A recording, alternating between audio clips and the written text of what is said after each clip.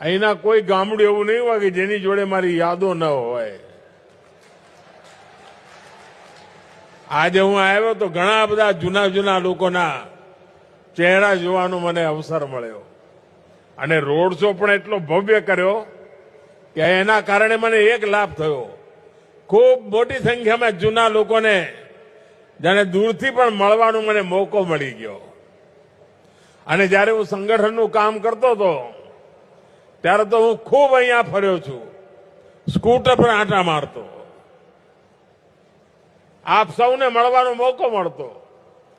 અને આપણા ઉત્તર ગુજરાતમાં આવીએ એટલે માતાઓ બહેનો સરસ મજાના રોટલા ટીપીને ખવડાવે, બાજરીના રોટલા, ઘી, ગોળ, લસણની ચટણી, માખણ તાજું. આપ સૌનો એ સ્નેહ,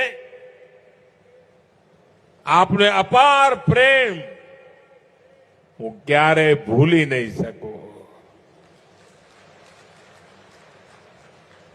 અને જેટલો સ્નેહ આપ સૌએ મને આપ્યો છે, પરિવારના એક દીકરાની જેમ જેમ મોટો કર્યો છે મને, અને એટલે જ્યાં છું ત્યાંથી